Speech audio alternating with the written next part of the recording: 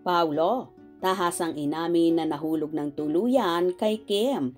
Di akalain na sa aktres babagsak.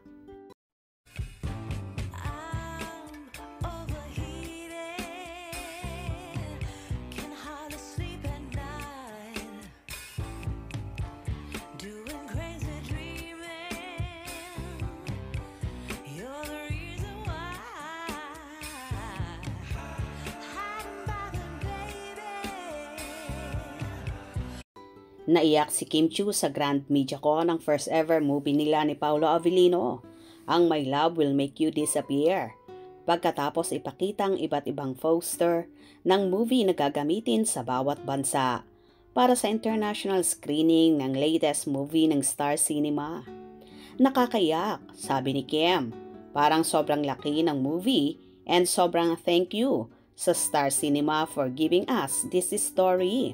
And sa pagpapalabas sa international release na iba-iba yung poster, yung effort ng lahat.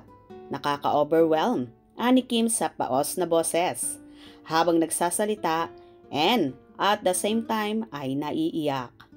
Para kay Kim, pwede naman daw na isang poster na lang ang gawin para sa movie nila ni Paulo. Pero, iba-iba bawat bansa at yung nakasulat pa, di ko naintindihan, kaya siguro naiyak ako.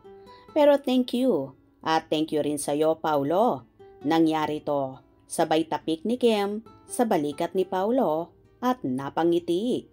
Iba rin ang nararamdaman ni Paulo nung makita ang iba't ibang latag na design sa poster ng My Love Will Make You Disappear. Ayon kay Paulo, honestly, very excited din. Medyo gulat din.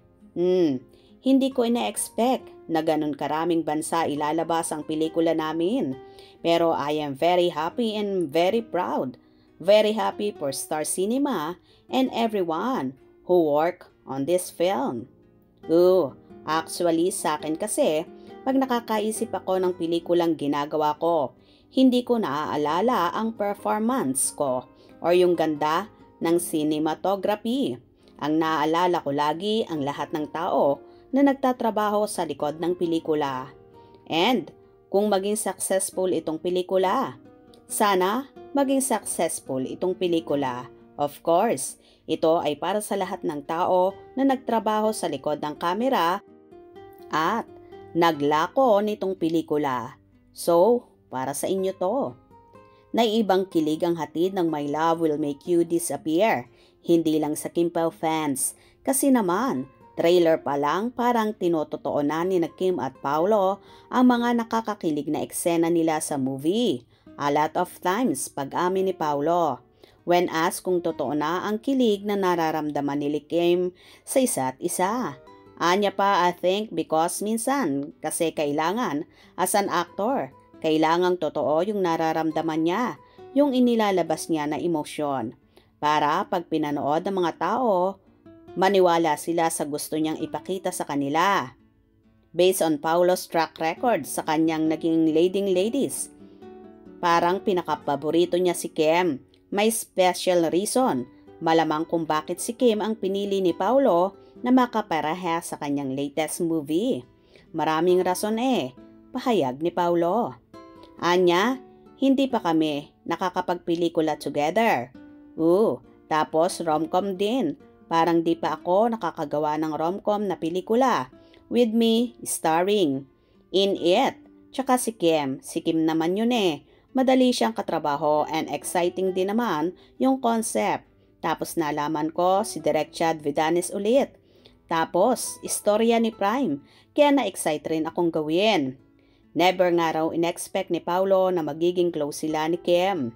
Actually, di ko ina-expect na makakatrabaho ko si Kim, but I wanted to work with her. Yun, never ko talaga in-expect. Kasi parang after a while, naiba na rin yung tahak na mga gusto kong gawin. So hindi ko alam kay Kim pala ang bagsak ko. Kasunod ang malakas na sigawan ng Kim Pao sa loob ng Dolphy Theater kung saan ginanap ang MediaCon ng My Love Will Make You Disappear. Isplika naman ni Kim, di talaga. Kasi hindi ko alam kung paano siya kakausapin Parang ang layo niya talaga Ngayon, may hampasan na, ganon. Kasi 3 projects na rin naman ang pinagsamahan namin and na-experience na rin namin ang iba't ibang klase ng intensity ng pag-arte. Kailanganing kilalanin mo rin yung ka-eksena mo kaya naging close talaga kami. Kasama rin sa My Love Will Make You Disappear sina Wilma Dasen, Lovely Abella, Bench Manalo, Migs Almendras, Nico Antonio at Martien Escudero. O diba, base na rin sa mga sinabing yun ni Paulo ay halata talagang may relasyon na ang Kim Pao. Sana umami na sila very very soon. Hope you enjoyed. Please subscribe for more info.